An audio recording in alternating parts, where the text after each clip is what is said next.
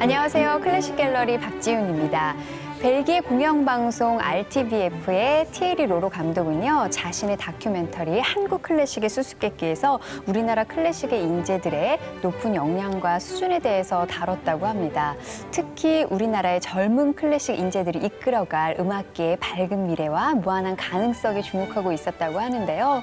앞으로 우리나라 클래식 음악계의 수준과 그 문화 수준이 더 높아질 것을 기대해 보면서 자부심 가지고 클래식 갤러리 오늘 출발해 보겠습니다.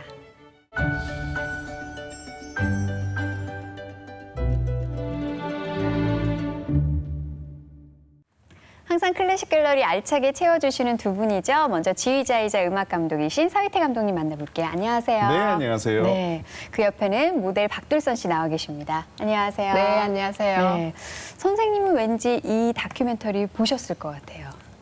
못 봤습니다. 근데 이런 다큐멘터리가 나왔다는 얘기는 보도를 통해서 제가 봤는데요. 네.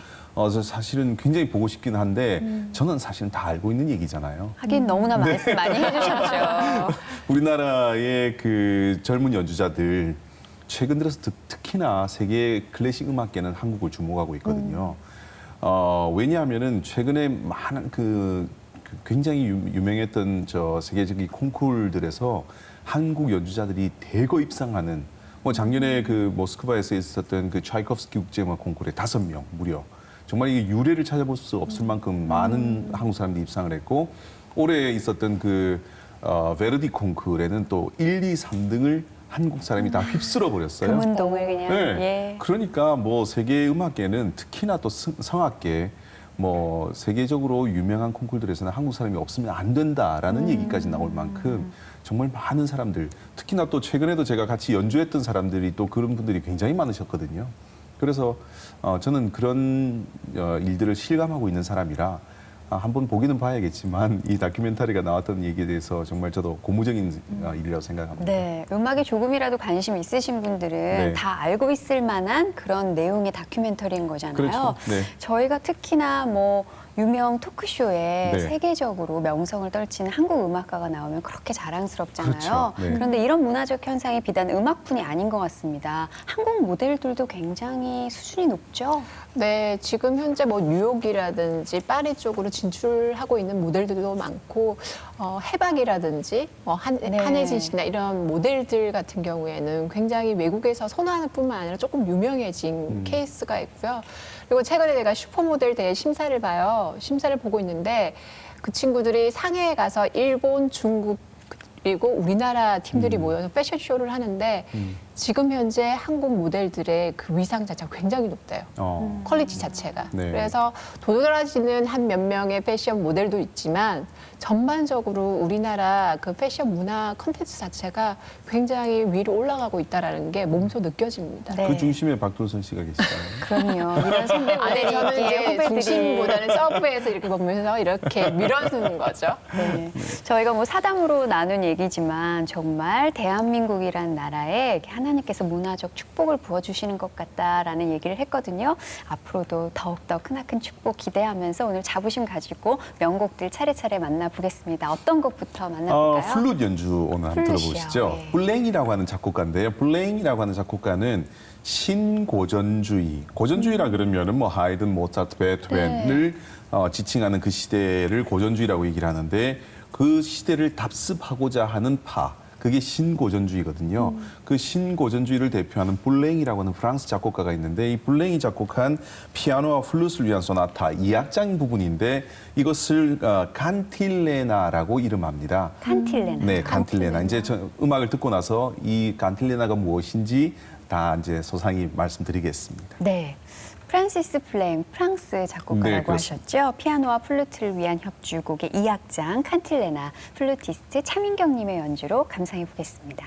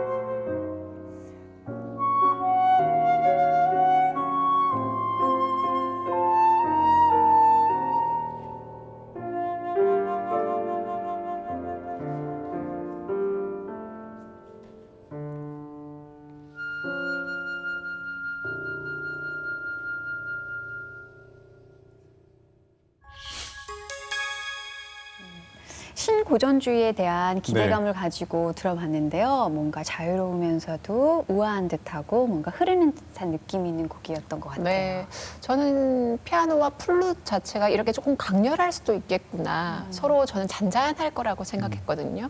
근데 그 조화가 굉장히 강렬하더라고요. 네, 개인적으로는. 특히나 가운데 그 음악 중간쯤에 보면은 갑자기 이렇게 폴테를 연주하는 네. 부분이 있거든요.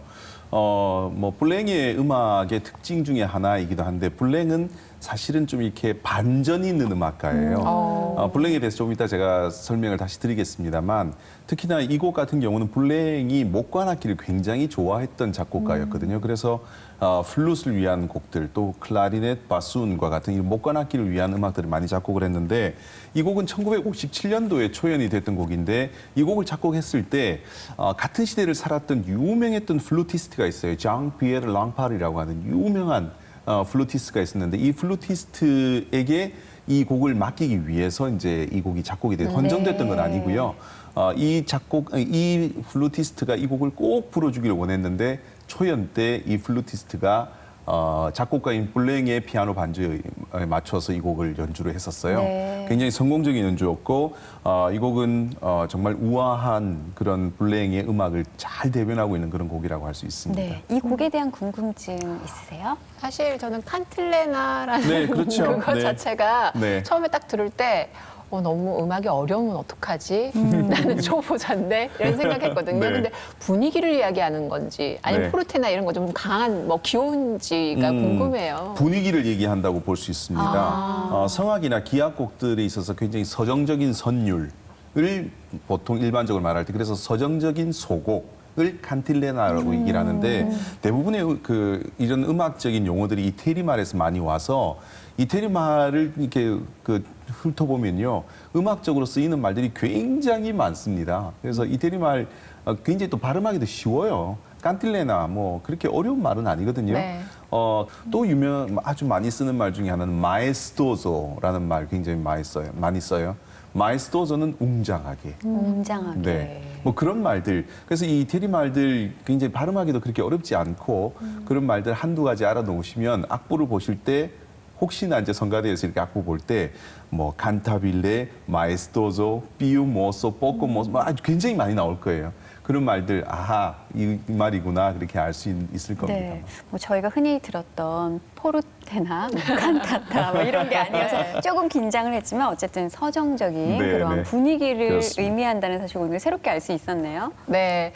그리고 또 음악 들으면서 저는 사람의 색깔, 우리가 이렇게 세 사람 다 다르게 생겼잖아요. 근데 작곡가나 음악가들도 정말 성향이 다르고 달란트도 다르고 그리고 똑같은 약간의 인상 중에 그 프랑스 드뷔시 네. 같은 경우에도 색깔이 다르더라고요. 드뷔시의 네. 작품과 같은 나라의 사람이라도. 네. 그렇죠. 그래서 하나님의 그 창조하심에 있어서 정말로 다양하게 참 사람들을 다양하게 만들었어요. 네, 그리고 정말. 음악적인 네. 똑같은 플루스를 가지고도 연주하는 사람 따라 또 네. 달라지는 거 보면서 그럼요. 네. 정말로 음악 세계가 참으로 다양하면서도 들을 때 내 마음에 평화롭게 충만하게 만들 수 있겠구나라는 생각이 들었어요. 정말 그렇기 네. 때문에 음악이 창의성을 갖다 준다는 얘기를 참 많이 하잖아요. 창의성을 원하면 예술을 알아라. 그런 얘기를 많이 하거든요. 그 이유가 내 마음에 따라서 음악은 어떤 날은 슬프게, 어떤 날은 기쁘게, 어떤 날은 굉장히 경쾌하게 그렇게 들릴 수가 있단 말이에요.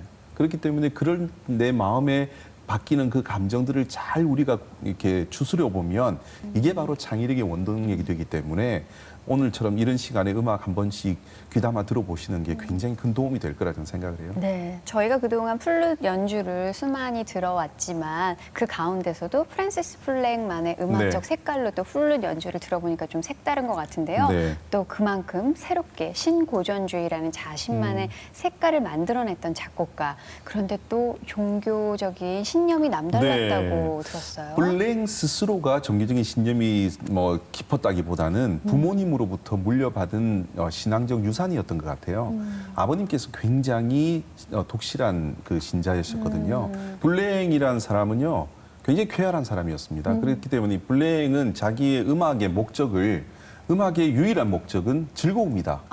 라고 얘기할 만큼 즐거움을 추구하는 그리고 그래서 유쾌하게 음악을 쓰고 굉장히 발랄한 음악을 쓰고 그런 사람이었는데 아무래도 이제 부모님 특히나 아버지의 영향을 많이 받아서 그런지 모르겠지만 블랭이 남긴 종교 작품을 보면은 굉장히 또 서정적인 부분들이 많이 있어요. 특히나 뭐 스타바트 마터라고 하는 스타바트 마터를 우리말로 하자면은 성모의 상, 뭐 슬픔의 성모 뭐 이런 뜻으로 표현할 수 있는데 스타바트 마터는 종교곡이 가지고 있는 굉장히 진지하고 웅장함을 굉장히 잘 표현하고 있고요. 또 블랭이 작곡한 오르간 협주곡이 있어요. 이 오르간 협주곡은 20세기 오르간 협주곡 중에 가장 뛰어난 작품이라는 그런 평가를 받고 있는데 이 작품을 두고 블랭 스스로가 이 작품은 야누스적인 작품이다라고 얘기를 스스로가요? 했습니다. 그러니까 그 이유가 오르간 음악 하면은 굉장히 장중하고 웅장하고 좀 무겁고 네. 그런 느낌이 들잖아요. 그런데 그 사이에 숨기지 못하는 이 사람이 끼가 발동을 하는 거예요. 그 진지하게 작곡을 하다가도 장난을 치고 싶은 거죠. 그래서 그게 중간중간에 이제 블랭 특유의 그런 어떤 장난스러운 유머러스한 그런 기법들이 이 음악에 들어있어서 잘못하면은 굉장히 진부하고 좀 재미없을 듯한 이 음악을 굉장히 재밌게 풀어놓은 그런 모습을 보여주기 때문에 그래서 이제 이 블랭이란 작곡가를 현대 대중들이나 또 음악가들이 굉장히 선호하는 그런 작곡가의 모습이 된 거죠. 반전의 묘미가 있는 그렇죠. 그런 반전의, 삶을 살았고 네. 또 음악이 묻어났네요. 네. 그런데 플랭의 친구의 죽음이 또 그렇습니다. 영향을 많이 미쳤다면서요. 블랭이 뭐 정확한 시점은 잘 모르겠습니다만 30대 후반에 아주 절친의 친구가 갑작스럽게 죽음을 맞게 돼요. 그 죽음을 보면서 블랭이 어렸을 때 갖고 있던 그 신앙적인 모티브를 자꾸 생각하게 되는 거죠. 그러면서 블랭이 종교적인 작품들을 그 이후에 대부분 다 작곡을 하게 되었고요. 그러면서 자기가 갖고 있었던 어떤 종교적인 신념을 스스로가 찾게 되는 거죠. 자기도 모르고 있었던 것을. 그래서 이제 이 친구의 죽음은 정말 안타까운 일이긴 하지만 그러나 그 친구의 죽음으로 인해서 블랭이란 작곡가를 통해서 또 우리에게 정말 중요한 종교적인 작품들을 남겨주었으니까 어떻게 보면 또 이 친구에게 감사해야 될 수밖에 없지 않겠어요? 네. 네. 그러고 보면 우리가 힘들 때는 네. 뭔가 옛전으로 돌아가고 기댈 곳을 찾잖아요. 그렇게 네. 보면 신앙적인 근간이 참 중요하다는 생각도 다시 한번 해보게 되네요. 네. 그래서 종교 음악 자체로 사실 이렇게 다 되돌아가는 부분도 음악가들의 모습이 아닐까라는 생각도 들고 저 같은 경우에도 안 힘들 땐 괜찮더라고요. 네. 그런데 힘들면 네. 하나님께 책하게 되고 그러니까, 내 네. 인생을 되돌아가서 보게 되고 부모님은 어떻게 했었는지 또 돌아보게 되고 그게 자연스럽지 않을까라는 네. 생각이 들어요. 네, 그런 의미에서 좀 더 많은 분들이 신앙에 기댈 수 있도록 네. 복음을 전파해야 되겠다는 그러는 어깨가 조금 무거워지는 생각도 듭니다. 네, 자, 네. 자, 플랭의 신고전주의 음악의 네. 매력을 알아봤는데요. 이제 두 번째 곡을 감상해 봐야 될 것 같아요. 최근 들어서 이렇게 그 현대 음악이요. 많은 사람들로부터 외면을 받고 있다고 저는 생각이 돼요. 현대 음악 들어보셨어요? 클래식하면 네. 고전주의 음악을 더 네. 먼저 찾게 되고 저희가 네. 익히 아는 곡들이 그 그렇죠. 곡들이라서요. 네. 그리고 또 현대 음악 하면 왠지 클래식 음악이 아닐 것 같다라는 네. 그런 생각도 좀 들어요. 전혀 상상하지 못했던 것들을 만들어낸 그것을 뭐 이제 워낙 많이 그 고전 음악이나 낭만 음악들은 진보하다고 생각을 해서 뭔가 여태까지 시도되지 않았던 것들을 찾아서 시도한 것이 현대 음악이 되었는데 이 현대의 사람이면서 근대 사람이면서 우리에게 굉장히 친숙한 작곡가가 있어요. 그 사람이 바로 라흐마니노프라는 사람이에요. 라흐마니노프는 근대의 사람인데도 불구하고 고전적인 기법을 살린 자기만의 독특한 음악을 작곡했기 때문에 고전 음악을 갈급해야 하는 너무 갑자기 막 바뀌어가지고 음악들이 들을 수 없는 음악들만 쏟아져 나오니까 네. 그때 고전으로 다시 되돌아가고 싶어하는 마음으로 고전적인 기법을 살려서 작곡한 사람이 라흐마니노프인데 그 라흐마니노프가 작곡한 라흐마니노프의 음악 하면은 정말 다이나믹하고 뭐 그 웅장하고 네. 좀 크고 스케일이 크고 그런데 이 음악은 전혀 또 그렇지 않을 겁니다. 보칼리제 한번 들어보시죠. 네, 라흐마니노프의 또 다른 분위기 한번 느껴볼까요? 보칼리즈의 플루티스트 차민경님의 연주로 감상해 봅니다.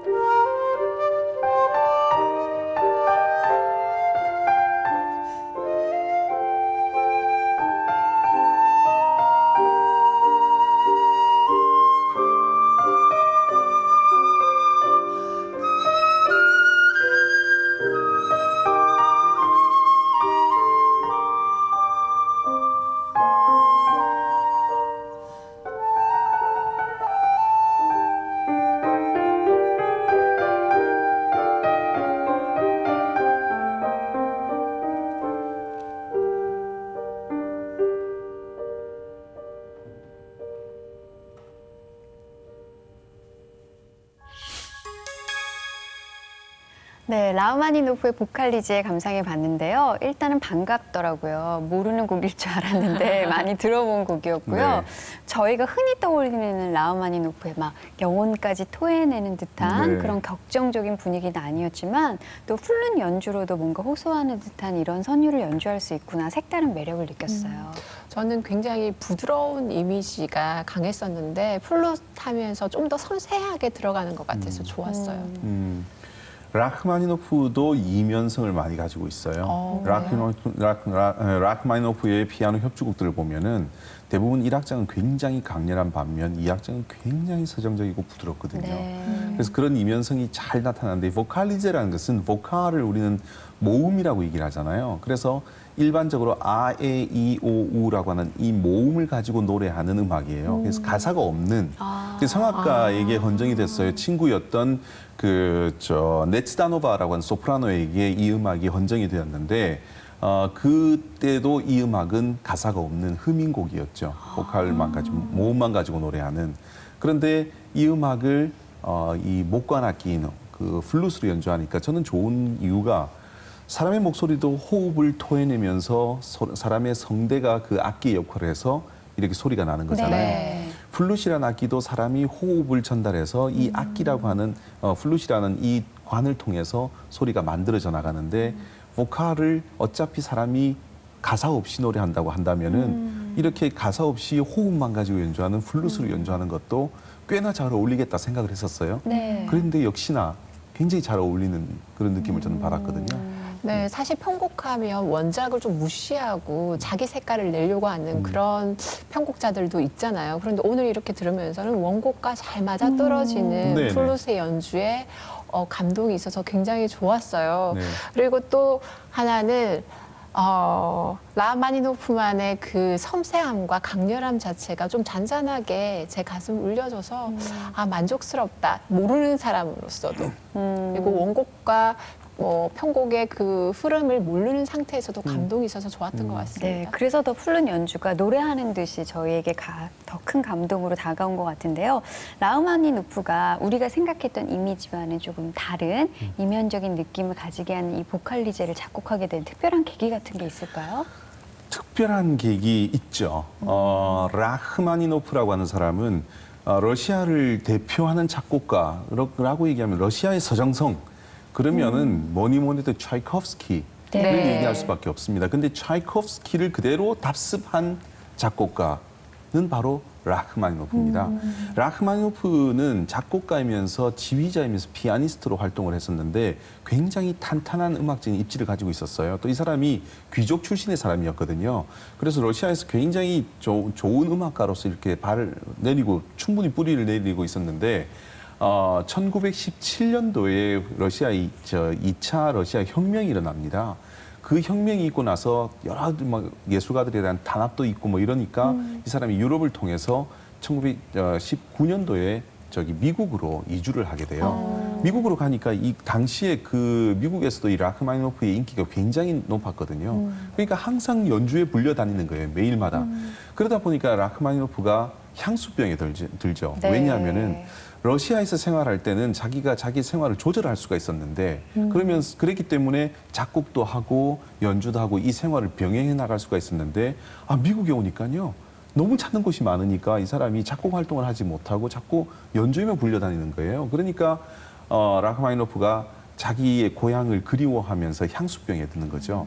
그래서 뉴저지에다가 러시아식 집을 지어놓고 거기서 이 사람이 생활을 하면서 이제 작품 활동을 다시 시작을 하는데 그 러시아의 생활을 추억하면서 여러 작품들을 써요. 그때 작곡된 것이 가곡집 작품 번호 34번을 그때 작곡을 하는데 총 13곡의 곡이었다가 그 뒤에다가 한 곡을 더 붙인 게 바로 보칼리제예요. 13곡은 다 러시아 가사로 노래를 하게 되어 있는데요. 가사가 있네요. 네. 그런데 14번째 곡은 보칼리제, 가사가 없는 곡이에요. 그런데 이 보칼리제가 가장 많이 알려져 있잖아요. 그 이유가 저는 그렇게 생각을 해요. 우리가 언어로서도 말로서도 표현하지 못하는 뭔가 깊은 내면이 있잖아요. 어떤 때 그런 얘기를 하잖아요. 말이 안 나온다. 말로 표현을 못하겠다, 이 감정을. 말로 표현할 수 없다. 시로도 표현이 안 되고 말로도 표현할 수 없고 그럴 때 정말 깊이 있게 표현할 수 있는 게 바로 보컬리제가 아닌가. 그래서 가사를 붙이지 않은 이 음악이 어떻게 보면 우리에게 더 큰 감동, 더 깊이 있는 감동을 주는 거 아닌가 하는 생각을 하게 돼요. 네, 가사가 없는 이 보컬리제가 사실은 조국에 그리고 심연의 깊은 곳에 돌아가고자 하는 네. 그 자기 땅, 고향으로 돌아가고자 하는 한 작곡가의 마음이 서려 있는 것 같아서 네. 저도 한번 좀 우리나라에 대해서 생각하고 네. 그 음악 세계에서 누릴 수 있는 부분들을 좀 다양하게 생각해야 되겠구나 이런 생각이 듭니다. 저희가 뒷이야기를 듣고 나니까 네. 이 특유의 애잔함이 어디에서 오는지 그렇죠. 더 잘 느껴지고요. 가사는 네. 없지만 그의 마음이 어땠는지 충분히 느낄 수가 있을 것 같습니다. 설명을 듣고 나니까 라흐마니노프의 삶과 조국인 러시아는 뗄래야 뗄 수 없을 것 같고요. 그의 음악적인 색채 안에서도 러시아의 감성을 충분히 느낄 수 있을 것 같아요. 그 가운데 또 종교적인 색채가 눈에 띄는 곡도 그렇습니다. 있다면서요. 라흐마니노프는 1800년도 후반부터 해서 1900년도 중반까지 활동을 했던 사람인데 네. 특히나 1900년도 넘어서 1900년도 초반에 왕성하게 이 종교음악 작곡을 합니다. 그때 작품이 이제 무반주 합창곡으로 되어 있는 두 개의 연곡인데요. 성 요하네스 크리소스톰의 전례라는 작품과 만도라고 하는 작품을 작곡을 했는데 이 두 작품이 라흐마니노프를 대변해주는 종교음악 중에 아주 대표적인 작품이라고 할 수 있습니다. 네. 그 중에서도 두 번째 말씀해주신 네. 만도가 정말 예배 음악의 백미로 꼽힌다면서요. 그렇죠. 만도 뭐 아주 늦은 시간에 드리는 기도를 만도라고 얘기를 하잖아요. 우리로 따지면은 철야 기도. 철야기도. 그렇죠. 네. 그렇군요. 대부분 다 굉장한 기도 제목이 있을 때 새벽 기도 아니면 철야 철야기도 기도를 네. 하잖아요. 바로 그 만도가 우리가 지금 흔히 얘기하는 철야 기도 때 불려지는 그런 노래라고 생각하시면 되겠는데 물론 지금 우리의 기독교와 러시아에 있는 러시아 정교와는 조금의 이렇게 재래상에 조금 차이가 있기 때문에 정확하게 철야 기도라 얘기하기는 어렵지만 그러나 아주 모든 사람들이 잠들고 나 혼자만 깊은 그런 기도를 하고 싶을 때 들으면 정말 감동을 줄 수 있는 곡이 바로 라흐마니노프의 만도라는 곡이죠. 네, 왠지 박돌선 씨 리스트에 올라갈 것 같아요. 그러니까요. 제가 이제 매일매일 저도 기도하려고 이렇게 철야 기도는 아니지만 밤에 기도를 하고 있을 때가 있는데 그때 한번 이렇게 들으면서 하나님께 대화를 한번 걸어보는 것도 참 좋을 것 같고요. 그리고 저는 또 감동을 받은 게 음악가들은 당연히 기도도 하겠지만 이 음악으로서 하나님께 기도하고 구하고 간절하게 엎드리고 이렇게 할 수 있겠구나. 나는 과연 내 삶 속에서 모델인데 모델로서 무대에서 뭘 어떻게 해야 될까 이런 약간의 의무감 이런 네. 생각이 드는데요. 또 자기 삶을 돌아보게 되네요. 네, 그리고 네. 그 어떤 것보다 제일 중요한 건 네. 저는 하나님과 나와 골방에서의 그 만남. 그런데 그 음악 속에서도 그 골방을 만들 수 있다라는 게 감동적이었어요. 제 생각에는요, 분명히 오늘 밤에 저기 네. 집에 가시면 만도 만도 듣습니다. 들으실 것 같네요. 네. 들어야 될 것 같네요. 네. 이 시간 함께 하시는 시청자 여러분들 가운데서도 보컬리제도 너무나 아름다운 곡이지만 만도도 꼭 한번 들어보시길 저희가 권해드리겠습니다. 사실 라흐마니노프 하면요. 저는 영화 샤인이 떠올라요. 네, 그렇죠. 거기에서 너무나 네. 격정적인 연주, 피아노 네. 협주곡이 나왔잖아요. 네. 그래서 저는 어린 마음에 네. 라흐마니노프 곡을 치면 다 미치는 거야? 이렇게 생각을 했었어요. 예, 그 정도로 강렬하게 다가왔거든요. 저희에게. 그렇죠. 이 작품 자체가, 이 영화 자체가 이 연주자가 이 작곡가의 작품을 어떻게 해석해야 되고 네. 어떻게 연주해야 되는지 그것을 고민하다가 거의 정신질환자처럼 그런 모습을 살고 있는 모습을 이제 보여주는데 이 피아노 협주곡 3번이 그때 중요한 이제 네. 음악으로 대두가 됐었죠. 라흐마니노프의 피아노 협주곡 왜 연주하기 어려우냐? 쉽게 말하면요. 라흐마니노프의 손 사이즈를 따라갈 수가 없어서 어려운 겁니다. 그한테 맞는 곡이었기 때문에. 네, 라흐마니노프라는 사람 자체가 워낙 기골이 장대한 아주 거인과 같은 그런 풍채를 가지고 있는 사람이었고 손도 굉장히 컸어요. 13도를 뭐 한 손으로 잡고 연주를 할 정도였으니까. 네. 그러니까 이제 라흐마니노프가 자기 손에 맞게 작곡해 놓은 이 음악을 손이 작은 사람이 연주하기가 얼마나 힘들겠어요. 그러니까 어려운 미칠 거죠. 지경이네요. 미칠 지경이죠. 그러나 실질적으로 테크닉적으로는 그렇게 썩 많이 어렵다고 보기는 어렵고요. 우리가 일반적으로 대중들이 굉장히 친화력 있게 아주 편안하게 들을 수 있는 작품들이 라흐마니노프 피아노 협주곡들이니까 많이 들어보시고 저는 2번을 굉장히 좋아했었어요. 2번이요. 네, 2번 1악장에 보면 굉장히 느린 부분이 나오는데 홀은 솔로가 나오는 부분이 있거든요. 옛날에 보셨는지 모르겠지만 그 라스트 콘서트라고 하는 영화 보셨어요? 네. 저는 그 영화를 잊을 수가 없거든요. 제가 어렸을 때 그 영화를 봤는데 그 영화의 그 여자 주인공이 스텔라였던 것 같아요. 스텔라가 이렇게 죽는 장면이 있는데 거기에 그 음악이 바로 나와요. 저는 그 장면과 그 음악이 항상 이렇게 귀에 있는데 제가 그래서 이 음악을 자주 연주하기도 하고 협연자가 오면은 이 음악을 연주하겠다 그러면 너무나 반갑게 이 음악을 연주하는데 라흐마니노프 피아노 협주곡도 꼭 귀담아 한번 들어보시기 저는 바랍니다. 오늘 만두랑 그 영화를 봐야 되겠네요. 오늘 리스트에 너무나 많은 것들이 추가가 되고 있습니다. 그만큼 이야기거리가 많고 그럼요. 좋은 음악을 많이 남겼던 작곡가가 라흐마니노프인데요. 평생 조국 러시아를 가슴에 품고 살았고 그 깊은 애잔함을 보칼리제라는 곡을 통해서 풀어냈고요. 그 곡을 통해서 우리가 또 색다른 감동을 얻을 수 있었는데요. 기회가 되신다면 선생님께서 추천해 주신 만도와 피아노 협주곡 2번도 영화와 함께 감상해 보시길 바랍니다.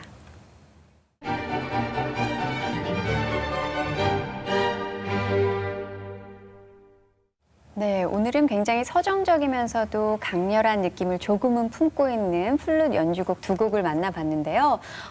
이면성을, 양면성을 가졌다는 점에서는 조금 닮아 있는 듯한 프랑스 작곡가 프란시스 플렌과 러시아의 거장이죠. 라흐마니노프의 삶을 들여봤다는 면에서 참 의미 있던 시간이었던 것 같아요. 근데 특히나 뭐 저는 라흐마니노프라는 작곡가를 너무 좋아하는 지휘자이기 때문에 라흐마니노프의 그런 뭐 웅장하고 또 스케일 큰 그런 음악 그런 속에서 또 한 줄기 한 떨기 장미꽃과 같은 정말 예쁜 보칼리제란 곡 그런 음악들이 라흐마니노프에도 이런 면모가 있구나 하고 이렇게 소개할 수 있어서 참 좋았던 시간이었습니다.